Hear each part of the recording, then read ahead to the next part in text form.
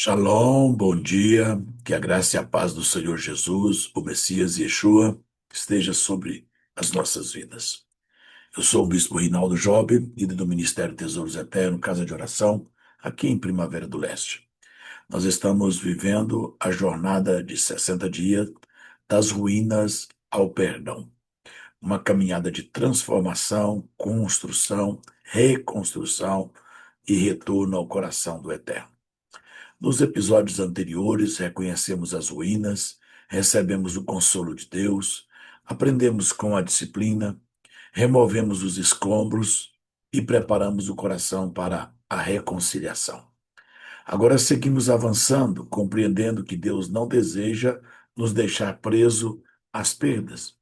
Ele quer reconstruir, ele quer nos levar a um novo nível, a um relacionamento mais profundo com Ele, a reconstruir os relacionamentos da nossa família, da nossa comunhão e da nossa vida diária.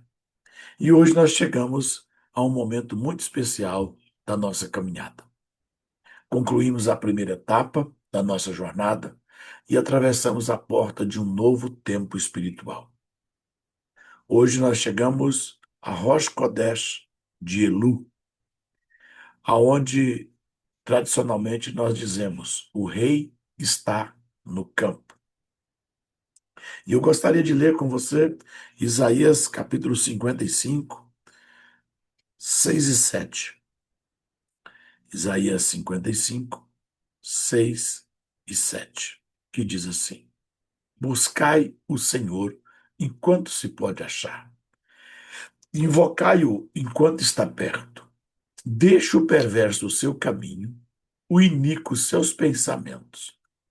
Converta-se ao Senhor, que se compadecerá dele, e volte-se para o nosso Deus, porque é rico em perdoar. Também Tiago, capítulo 4, apóstolo Tiago, capítulo 4, versículos 8 a 10. Chegai-vos a Deus, e ele se chegará a vós outros.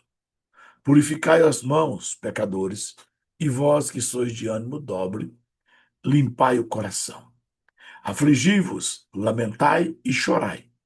Converta-se o vosso riso em pranto e a vossa alegria em tristeza. Humilhai-vos na presença do Senhor e ele vos exaltará. Durante os últimos dias, Deus nos conduziu por um processo profundo. Aprendemos a reconhecer as ruínas das nossas vidas, removemos os escombros que muito nos atrapalham, tratamos o orgulho, a comparação, a ira e as palavras, algo que nos incomoda interiormente. Confrontamos o auto-engano e refletimos sobre o perdão, a responsabilidade, a família, as gerações e a liderança. Agora chegamos a Rosh Kodesh Elu. Não estamos apenas mudando de mês, estamos iniciando uma nova etapa diante do Senhor. Ave nos ensinou a olhar para aquilo que foi quebrado. Elu nos chama a voltar para Deus. O mês de Ave revelou as ruínas. O mês de Elu nos convida a techuvá, ao retorno. No mês de Ave, nos fez lamentar aquilo que se perdeu. No mês de Elu, nos chama a reconstruir nossas vidas na presença do Eterno. Hoje ouvimos um convite muito claro. O rei está no campo. O Senhor está chamando. A porta do retorno está aberta. E chegou o momento de nos aproximarmos dele com humildade, verdade e fé. O calendário hebraico também nos ajuda a compreender a importância deste dia de hoje. O dia 30 de Ave. É o primeiro dos 2 dias de Rosh Kodesh de Elu. Como o mês de Ave possui 30 dias, neste ano, seu último dia também é considerado o primeiro dia do novo mês. A expressão hebraica Rosh Kodesh significa literalmente cabeça do mês. Rosh significa cabeça, princípio, começo. Kodesh está ligado à ideia de renovação. Por isso, o início do mês tornou-se uma poderosa imagem espiritual. A lua parece diminuir até quase desaparecer. Depois volta a ser percebida novamente. Não porque possua algum poder espiritual em si mesmo. Não é isso. O próprio estudo faz questão de esclarecer que não adoramos a lua, nem lhe atribuímos qualquer poder. Ela é a parte da criação do Eterno e serve como sinal para a organização dos tempos, conforme profetizado e registrado em Gênesis capítulo 1. A renovação não vem da criação, a renovação vem do Criador. Rosh Kodesh nos lembra que Deus continua oferecendo oportunidades de recomeço. Mesmo quando o nosso brilho parece pequeno ou quase desaparece. Mesmo quando atravessamos períodos difíceis. Mesmo quando a caminhada parece ter perdido a força. O Senhor continua sendo o Deus dos novos começos. A própria Torá apresenta esse princípio. Em Números capítulo 10, o povo era chamado a tocar as trombetas no começo dos meses. Em Números 28, encontramos as ofertas específicas que eram entregues em Rosh Kodesh. Na época do templo, aquele era o momento de consagração diante de Deus. Hoje, lembramos que, sem o funcionamento do templo, o judaísmo preserva essa data principalmente por meio de orações, leituras e práticas comunitárias, e nós aprendemos com eles esses princípios que nos tanto ajudam. Mas o princípio espiritual permanece vivo. Todo novo ciclo deve começar com gratidão. Todo novo ciclo deve começar com consagração. Todo novo ciclo deve começar com realinhamento diante do Senhor. Não basta mudar a página do calendário. Precisamos perguntar se nosso coração também está disposto a iniciar uma nova etapa de obediência. Também aprendemos, e o estudo recorda, uma tradição muito conhecida relacionada ao mês de Elu. Depois do pecado do bezerro de ouro, Moisés recebeu a ordem de preparar novas tábuas de aliança. Os sábios judeus, através da tradição judaica, associa o começo da terceira subida de Moisés ao Monte Sinai ao início do mês de Elu. O próprio estudo sobre este assunto esclarece que essa datação pertence à tradição e não é confirmada explicitamente pelos textos do livro de Êxodo que está na nossa Bíblia. Entretanto, a mensagem espiritual permanece muito clara. Depois da quebra, depois da intercessão, depois do arrependimento, Deus permitiu a renovação da aliança. Hoje começamos a subir o monte. Ontem organizamos o coração. Hoje iniciamos uma disciplina espiritual. Por quê? Porque preparação sem início permanece apenas como boa intenção. Chega um momento em que precisamos transformar intenção em prática. É exatamente isso que Rosh Kodesh Elu nos convida a fazer. É nesse contexto que surge a expressão que dá o título à nossa meditação de hoje. O rei está no campo. O estudo explica que essa frase não pertence ao texto bíblico, a Mishnah, nem ao Talmud. Esta frase faz parte de um ensino chassídico desenvolvido pelo Rebbe Zelman, com uma parábola devocional. Nessa ilustração, antes de entrar na cidade e chegar ao palácio, o rei atravessa o campo. Ali, pessoas comuns podem sair ao seu encontro, pode vê-lo, pode tocar, pode conversar com ele, pode ter um tempo de comunhão, de contato, de acesso ao rei. O rei as recebe com favor e permite que caminhem com ele. Nós vamos encontrar esta figura do rei no campo no livro de Cantares. Você vai perceber um diálogo entre o rei dialogando sobre alguém que ele viu no campo e a sunamita, que fala do rei. Você vai ver a imagem de alguém como se cruzasse um olhar e alguém que estava aqui num lugar limitado, num lugar simples, num lugar onde viviam os camponeses. Agora o rei passando na sua litreira, sendo carregado por seus servos, mas ao olhar pela litreira, ele consegue conectar o olho da sunamita com o olhar do rei e gera ali um sentimento. O rei quer saber quem é aquela morena queimada do sol e ela fica alimentando um sentimento de algo que ela sentiu. Isso está no livro de Cantares. Esse princípio fundamentado biblicamente, Deus chama as pessoas a buscá-lo, a aproximar-se de quem o procura com sinceridade.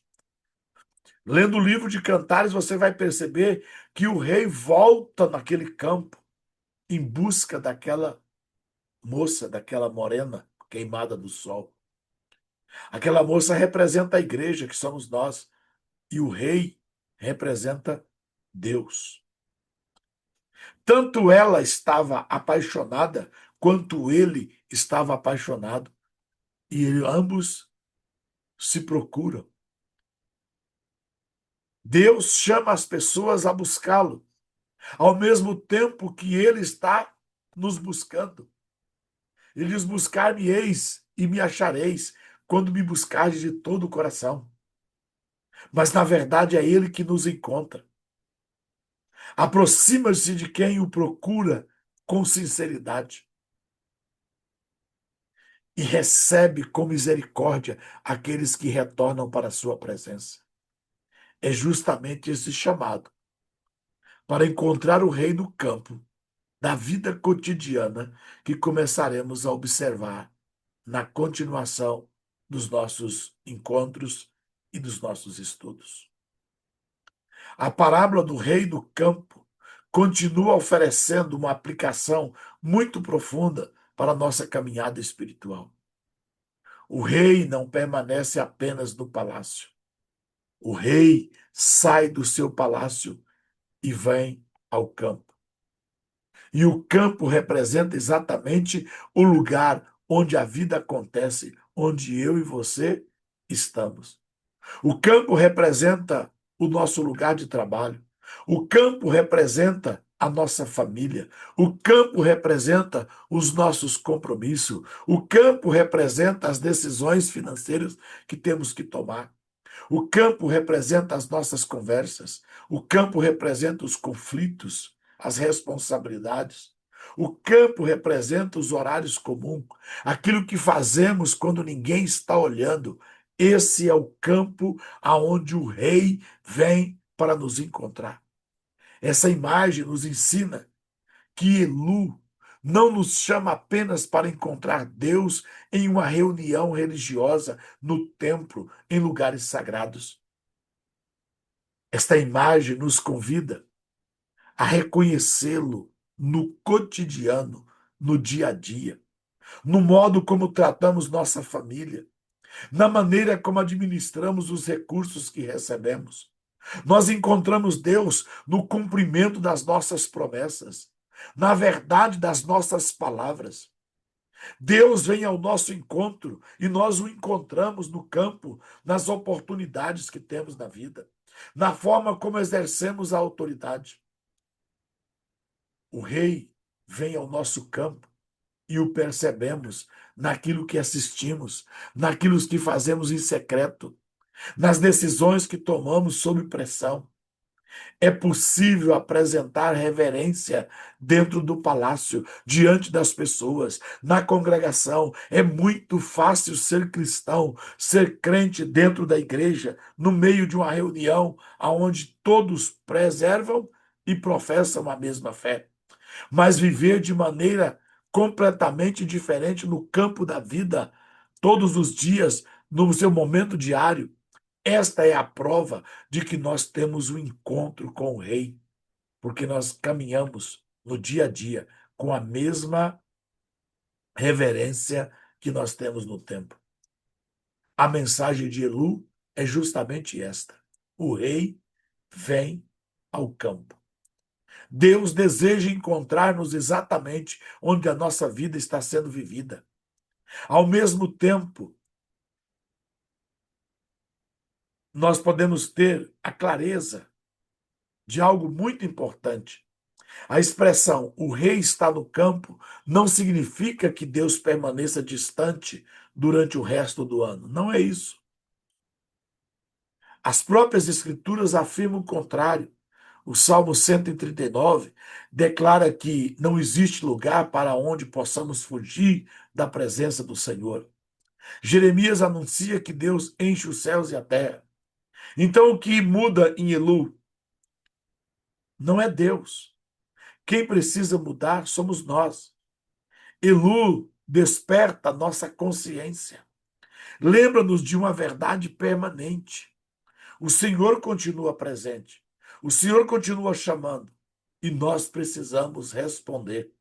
O problema, muitas vezes, não é a ausência de Deus, é a distração do nosso coração que não percebemos. Vivemos cercados por tantas preocupações, por tantas tarefas, por tantos ruídos que deixamos de perceber a voz daquele que nunca deixou de falar conosco. Elu nos convida a diminuir o ruído para ouvir novamente o chamado do Eterno. É exatamente nesse contexto que Isaías vai proclamar: buscai o Senhor enquanto se pode achar, invocai-o enquanto está perto. Essa mensagem não apresenta Deus como alguém perdido. Buscar o Senhor significa voltar-se conscientemente para Ele, desejar sua vontade, responder ao seu chamado. Logo em seguida, o profeta explica como essa busca acontece. O perverso deve abandonar seu caminho. O homem maligno precisa abandonar seus pensamentos e voltar-se para o Senhor, que é rico em perdoar. Observe o movimento descrito pelo profeta Isaías. Primeiro buscamos, depois invocamos, abandonamos o nosso caminho errado, abandonamos também os pensamentos errados e voltamos ao Senhor. Recebemos a sua compaixão, experimentamos o seu perdão abundante. Buscar a Deus nunca foi apenas sentir algo durante uma oração.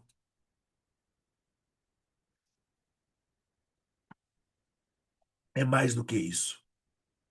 É permitir que o encontro com Ele transforme a nossa maneira de caminhar, a nossa maneira de se portar. Deus está nos chamando a atenção para outro detalhe muito importante. Isaías diz: buscai o Senhor enquanto se pode achar. Existe aqui um senso de urgência. A graça nunca deve produzir adiamento, ela deve produzir respostas. Quantas vezes pensamos, um dia eu vou pedir perdão, depois eu organizarei a minha vida espiritual.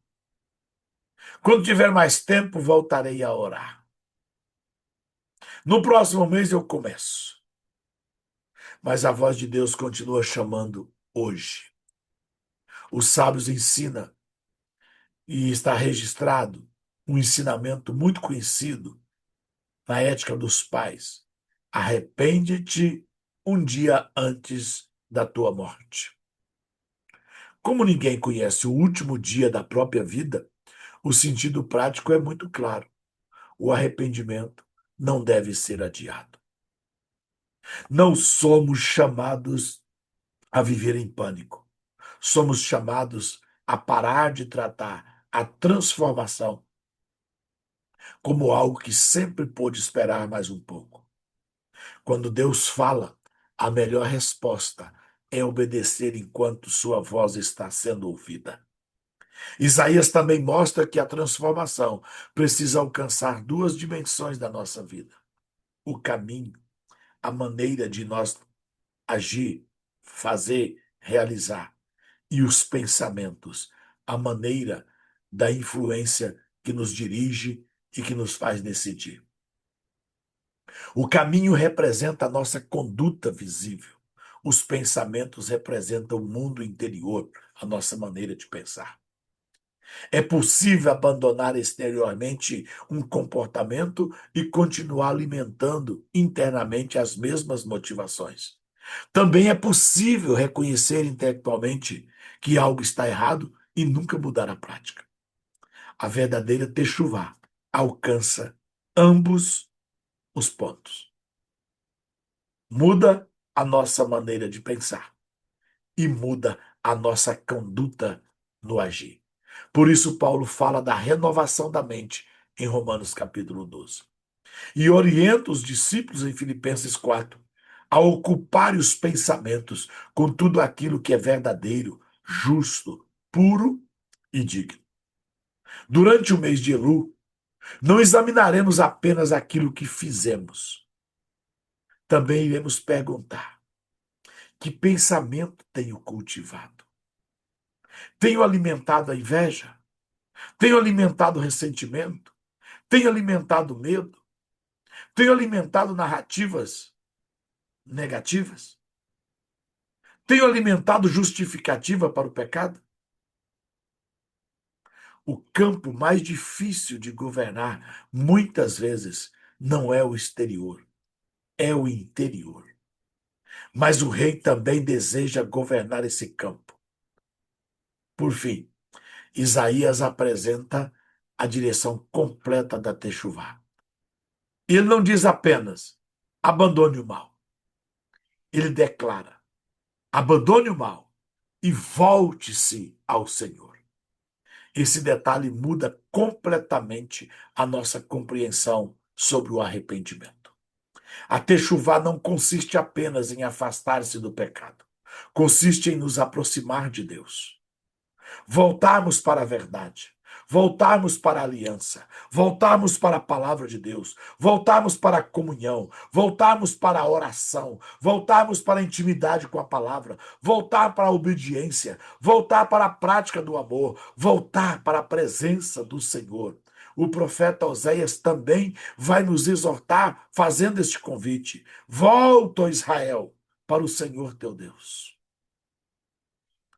E é justamente essa riqueza do perdão divino que acolhe quem retorna sinceramente, sem deixar de chamar a atenção, para que haja transformação, mas nos conduz para a comunhão com o Eterno. Este é o chamado.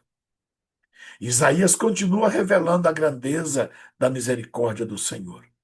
Depois de convidar o povo a buscá-lo e voltar para a sua presença, o profeta afirma que Deus é rico em perdoar. Que expressão extraordinária!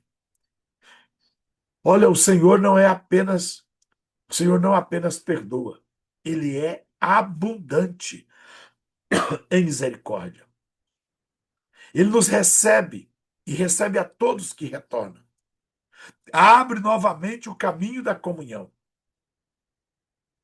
E nós podemos aprender aqui também a fazer um equilíbrio muito importante. O perdão nunca deve ser confundido com a aprovação do pecado. Deus perdoa justamente porque o pecado é real e precisa ser tratado. Seu perdão remove a culpa diante dele, restaura a comunhão, abre caminho para uma nova vida, mas não elimina automaticamente todas as consequências dos nossos atos, nem dispensa a reparação quando ele é necessário. Em Elu, aproximamo-nos confiando plenamente na misericórdia do Senhor. Ao mesmo tempo, assumimos responsabilidade por nossas escolhas. A graça nunca nos autoriza a permanecer no mesmo caminho. Ela nos capacita a caminhar por um caminho novo, a termos novas atitudes, mudança no nosso comportamento, a qual vai exaltar e engrandecer a Deus. É exatamente por isso que Tiago escreve: aproximai-vos de Deus, e ele se aproximará de vós.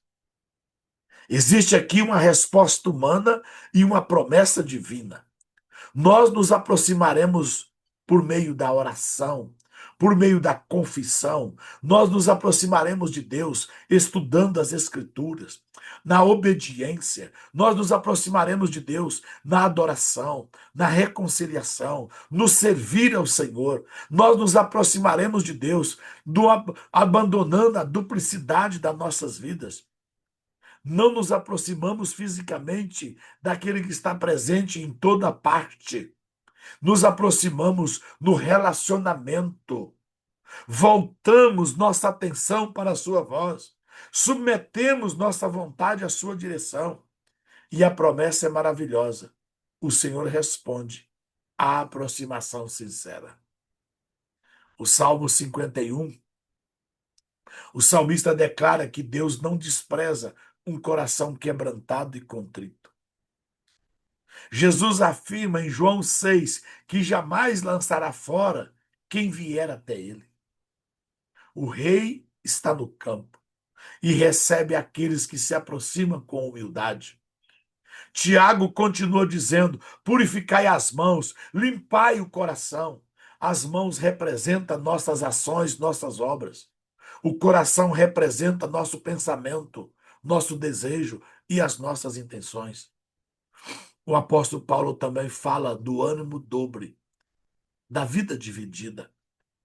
É aquela pessoa que deseja Deus, mas insiste em preservar áreas que não quer entregar ao seu governo. Elu nos chama exatamente a combater essa duplicidade. Não podemos dizer: Senhor, governa a minha vida, e ao mesmo tempo fechar determinadas áreas para a sua ação. Não podemos pedir sua presença e recusar sua correção. Não podemos desejar seu perdão sem disposição de reparar aquilo que precisa ser reparado. A purificação precisa alcançar tanto o exterior quanto o interior. As mãos, o coração, o culto, a nossa rotina, a nossa vida pública e aquilo que fazemos quando ninguém observa. Tudo isso precisa estar na presença de Deus. Logo depois, Tiago acrescenta: humilhai-vos perante o Senhor, e ele vos exaltará. Humildade bíblica não significa aceitar abusos, nem declarar que não possuímos valor. Humildade é viver na verdade diante de Deus. É conhecer quem o Senhor é, quem somos nós. É reconhecer aquilo que recebemos pela graça. É reconhecer onde erramos. É reconhecer nossa necessidade de correção. Nossa dependência permanente de Deus. A humildade não destrói nossa identidade, ela destrói a ilusão da nossa autossuficiência. É exatamente essa postura que nos prepara para viver em Elu verdadeiro. O estudo que nós estamos buscando entender apresenta essa bela tradição associada ao mês de Elu. Na tradição judaica, Costuma-se relacionar as letras do nome Elu à expressão do Cântico dos Cânticos. Este acróstimo que deu o nome ao mês Elu seria as iniciais traduzidas para o nosso português: Eu sou do meu amado e o meu amado é meu. O próprio material esclarece que essa interpretação pertence à tradição e não explica historicamente a origem do nome deste mês. Ainda assim, comunica um princípio profundamente bíblico. Relacionamentos de aliança exigem resposta. Na perspectiva cristã, sabemos que Deus nos amou primeiro, por isso respondemos ao seu amor. Elu nos faz uma pergunta muito pessoal: a quem pertence realmente o nosso coração? É fácil responder com palavras, mas nossa rotina sempre revela a resposta verdadeira. Podemos perceber uma ligação muito bonita entre essa parábola e o Evangelho. Em Jesus, o reino de Deus aproximou-se da humanidade.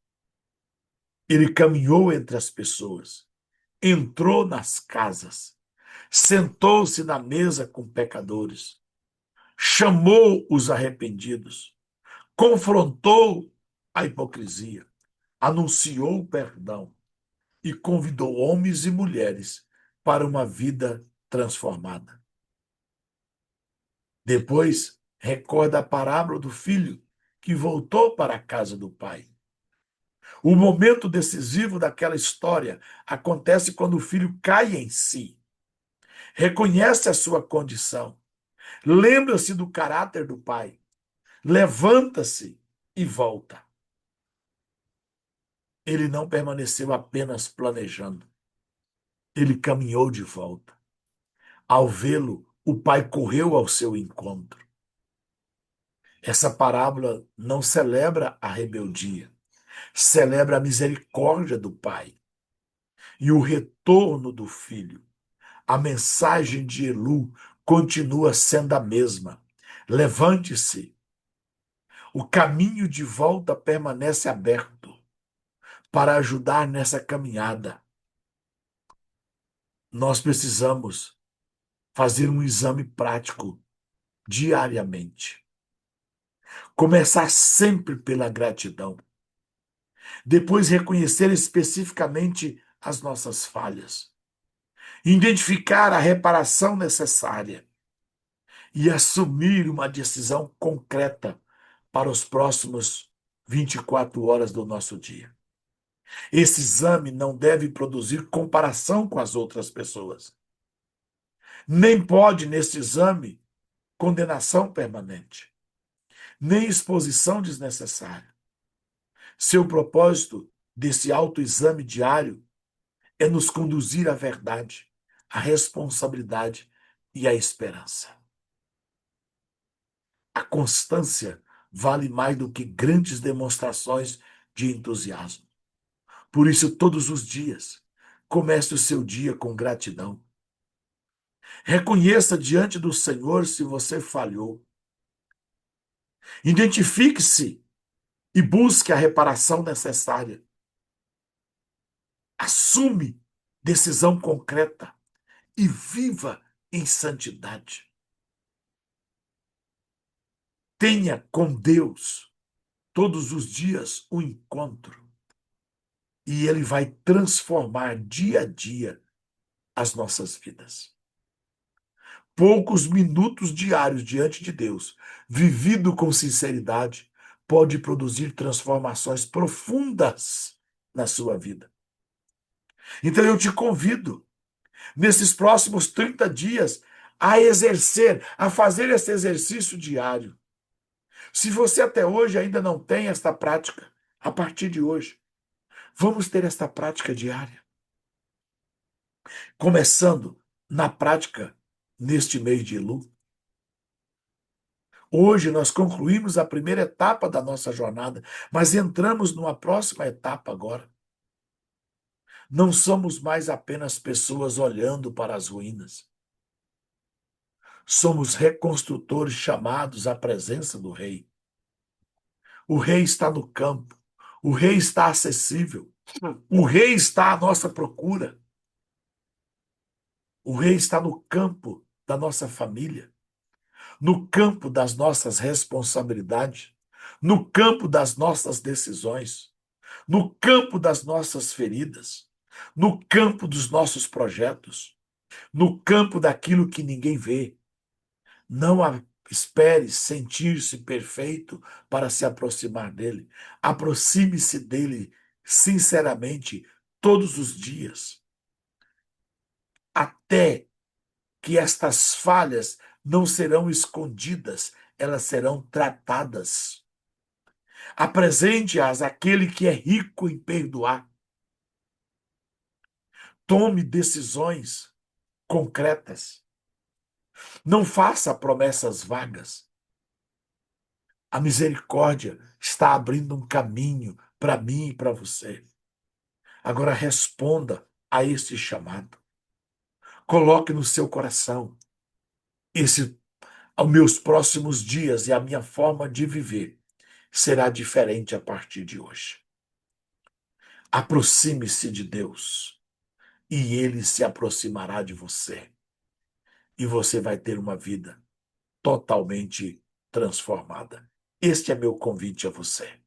É meu desafio a nos encontrar todas as manhãs aqui. E quando nós estivermos mais aqui, neste exercício visual aqui, encontros virtuais, você possa permanecer buscando o Rei, porque o Rei está no campo, o Rei está acessível. Se esta jornada tem edificado você, compartilhe este vídeo, envie para outras pessoas e convide a sua família e os seus amigos a caminhar conosco. Compartilhe os episódios anteriores, tenha ousadia, pegue os links que estão arquivados no YouTube e envie a outras pessoas. Compartilhe a mensagem, ajude outras pessoas a mudar através da reconstrução. Acompanhe os episódios anteriores e permaneça conosco até o Yom Kippur. Os últimos 10 dias nós teremos encontros pessoais aqui, até mais prolongados. E no dia do Yom Kippur, dia 10 de Tishrei, nós vamos passar todo o dia em quebrantamento, na presença de Deus. Teremos 3 reuniões, 6, meio-dia e às 18 horas. E lembre-se, a última palavra não pertence às ruínas. A última palavra pertence ao Deus que restaura. Quero orar por você. Eterno Deus, nosso querido Pai de misericórdia, nós te agradecemos porque nos trouxeste até este Rosh Kodesh de Elu.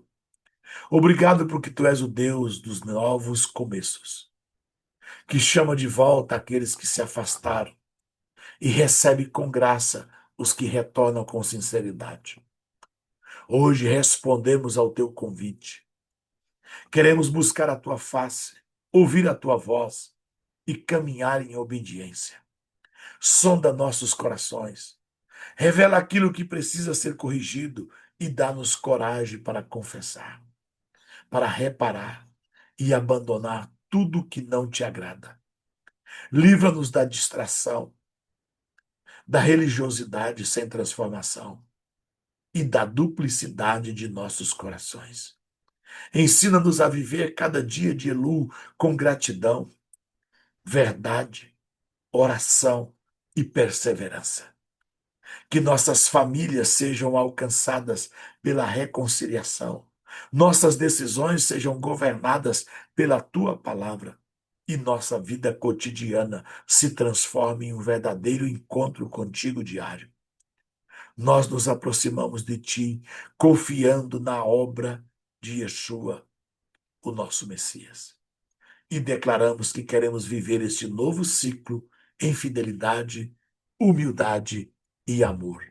Oramos em nome de Jesus e Yeshua, o nosso Messias. Que Deus te abençoe e eu te encontro na próxima oportunidade.